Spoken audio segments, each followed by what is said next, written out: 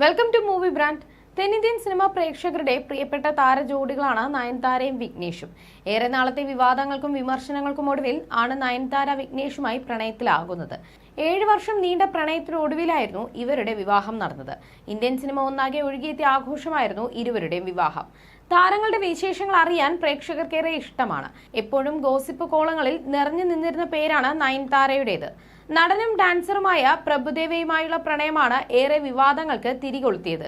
നീണ്ട നാളത്തെ പ്രണയത്തിനൊടുവിൽ ഇരുവരും വിവാഹം ചെയ്യാൻ ഒരുങ്ങുന്നുവെന്നും നയൻതാര മതം മാറി ഹിന്ദു ആകുന്നുവെന്നെല്ലാം വാർത്തകൾ വന്നിരുന്നു. പ്രഭുദേവ നേരത്തെ വിവാഹത്തിന് 3 കുട്ടികളുടെ പിതാവുമായിരുന്നു. ആദ്യ ഭാര്യ റംലത്ത് എന്ന ലതയാണ്. നയൻതാരയുമൊത്ത് ലിവിംഗ് റിലേഷനിലാണെന്ന് പറഞ്ഞ് ലത വലിയ പ്രശ്നങ്ങൾ ഉണ്ടാക്കിയിരുന്നു. 2 കുഞ്ഞുങ്ങളുടെ അച്ഛനായ തന്റെ ഭർത്താവിനെ നയൻതാര തട്ടിയെടുക്കുകയാണെന്ന് പറഞ്ഞാണ് പ്രഭുദേവയുടെ ഭാര്യ രംഗത്ത് വന്നത്. അവർ അതിനെതിരെ കുടുംബ കോടതിയിൽ കേസ് ഫയൽ ചെയ്തിരുന്നു. എന്നാൽ 2010-ൽ ലതയും പ്രഭുദേവയും ഡിവോഴ്സായി.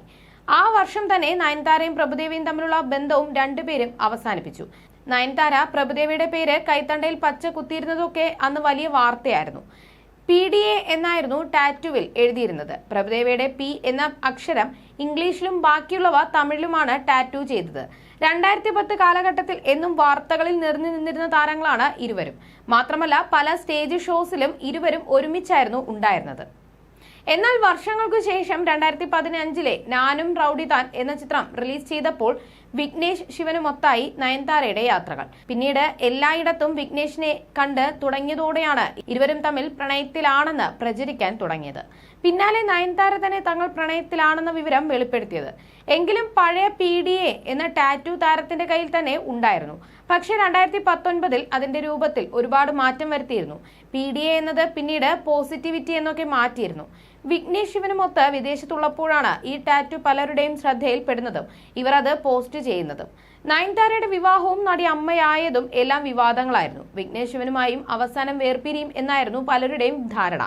എന്നാൽ ഇരുവരും ഇന്ന് സന്തോഷത്തോടെയാണ് ജീവിക്കുന്നത്. മക്കൾക്കൊപ്പമുള്ള ചിത്രങ്ങളെല്ലാം നയൻതാര പങ്കുവയ്ക്കാറുണ്ട്.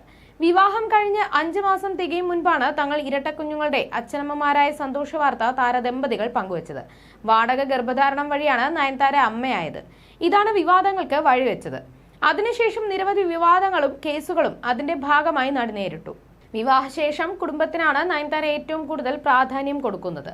മക്കൾ കൂടി വന്നതോടെ അവർക്കൊപ്പം സമയം ചിലവഴിക്കുന്നതിനാലാണ് നയൻതാര സന്തോഷം കണ്ടെത്തുന്നത്. അതിനാൽ സിനിമകളുടെ കാര്യത്തിൽ പോലും നയൻതാര സെലക്റ്റീവാണ്.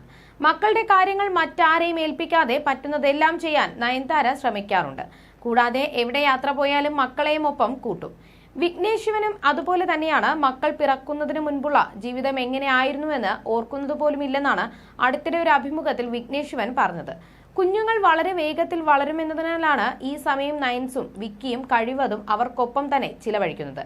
അന്നപൂരണിയാണ് അവസാനമായി തിയേറ്ററുകളിൽ എത്തിയ നയൻതാരയുടെ സിനിമ. S. ശശികാന്തിന്റെ ടെസ്റ്റിന്റെ റിലീസിനായി കാത്തിരിക്കുകയാണ് നയൻതാര ഇപ്പോൾ.